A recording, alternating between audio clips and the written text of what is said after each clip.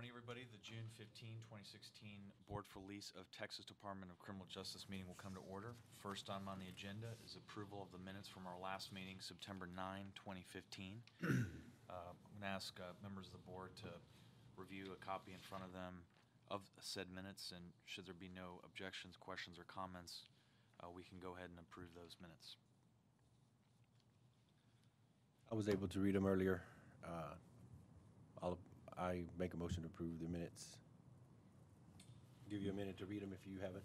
Did I miss that meeting? I think you did, actually. Yeah, you wouldn't have that meeting. So, Okay. Again. Well, then I'm going to abstain. So it'll be the commish and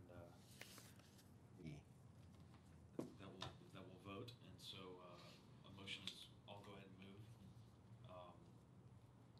I'll need you to second. Well, I'll go ahead and move that we approve the minutes. Okay, I'll second that motion, so carries unanimously 2-0 to approve said minutes. Good. Next item on the agenda is number 2, which is consideration action on tracks, terms, conditions for July 19, 2016 oil and gas and other mineral lease sale. They told me I wasn't talking into the mic close enough, so there you go. Robert Hatter, Energy Resources. No, up is off. Up is on. Okay. Staff has received nominations for a number of tracks in the Caulfield Beto Michael unit in Anderson County, Texas. In reviewing to make a determination on value, we looked at several different factors. You have 3 leases that were taken in March of 2014.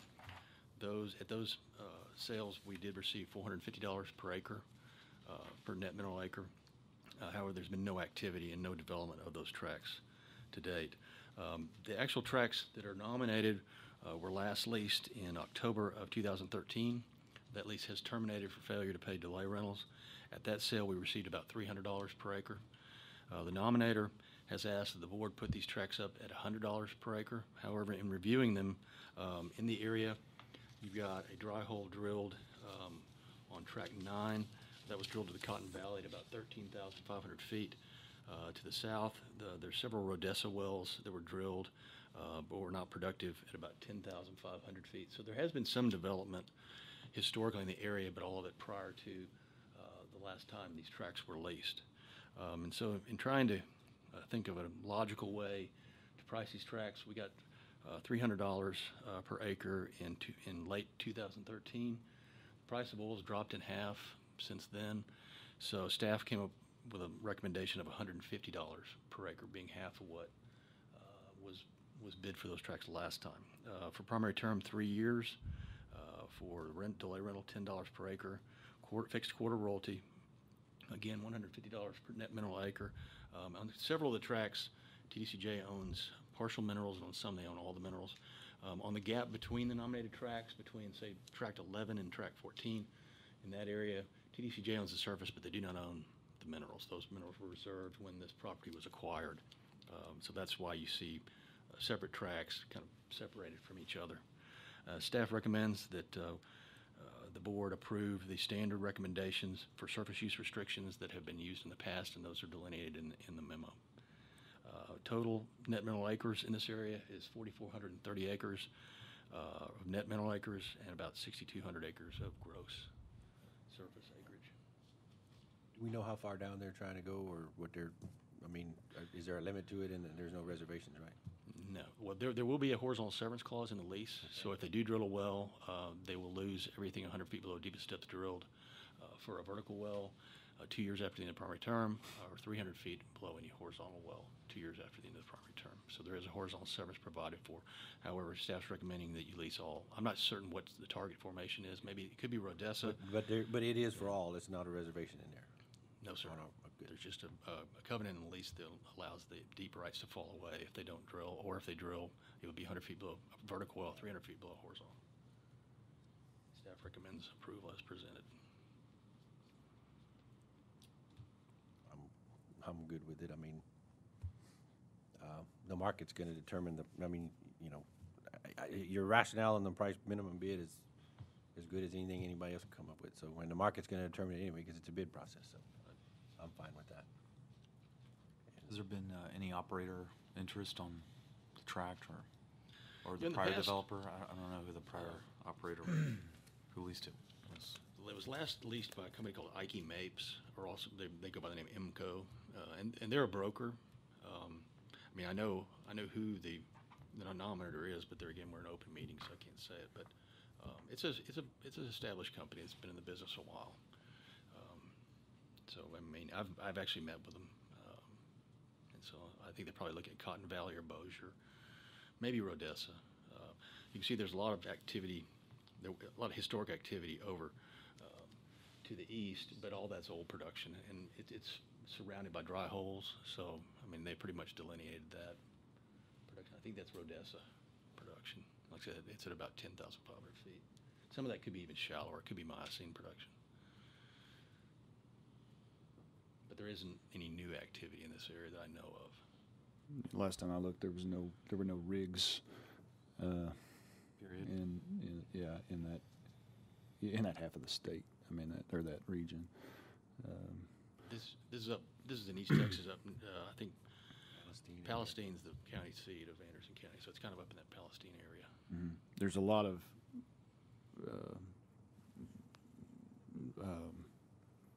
narrow spacing, 20-acre spacing, Cotton Valley development in Limestone, Freestone, Robertson, and Leon, just to the west of this area that's mostly operated by XTO. Some Anadarko and a few other, but mostly XTO.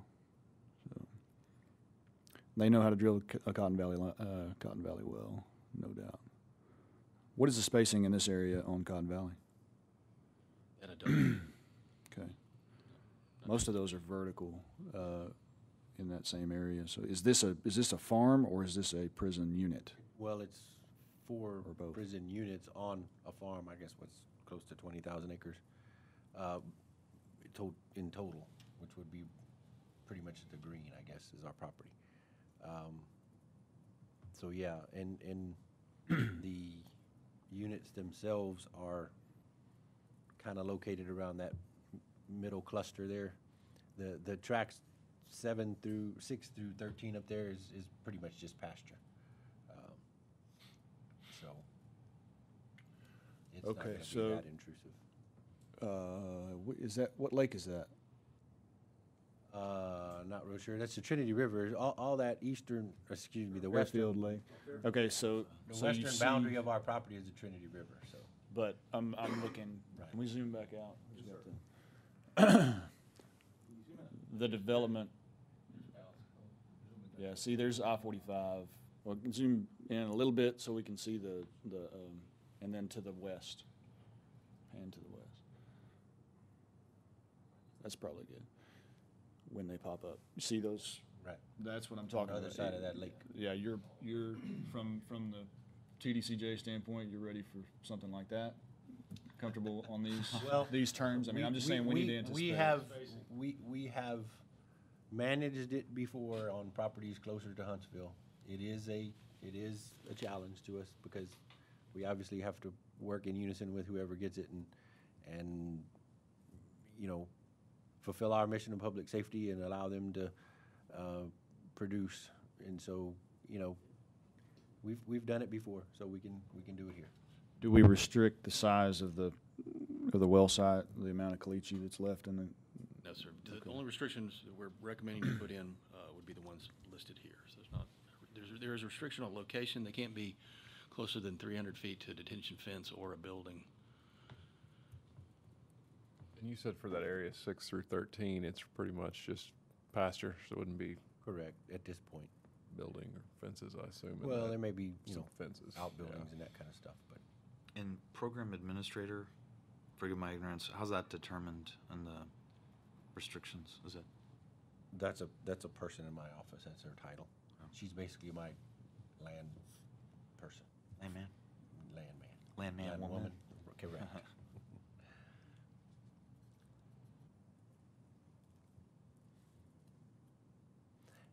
And we are, like I say, in the process of working through enhancing. Those are kind of older restrictions. They've worked They're adequate, but I've challenged my folks to get together and work with him to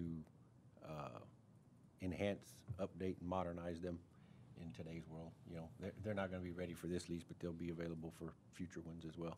But we're comfortable that what we're doing, what we currently have will suffice. Because, I mean, like I say, we're doing it now all across the state, so.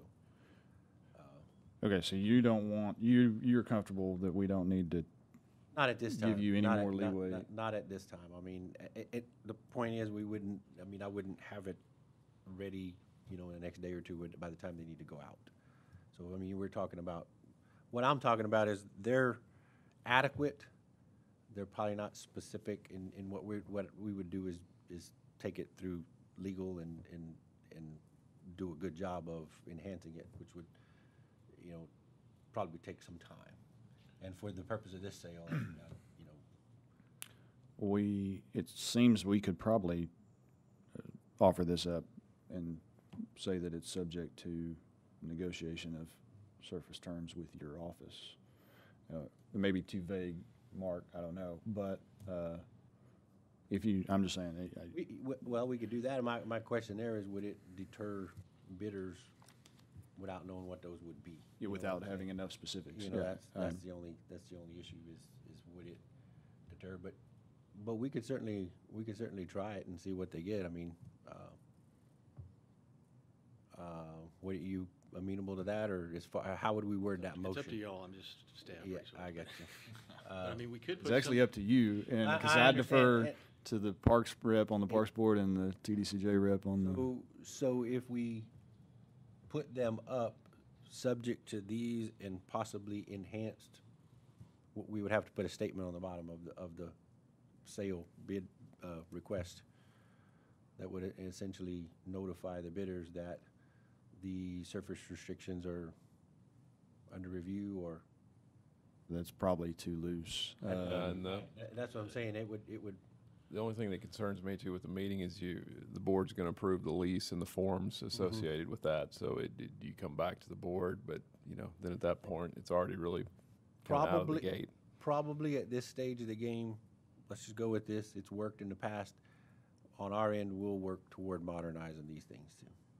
Okay. For future ones. Because they can be big Sure.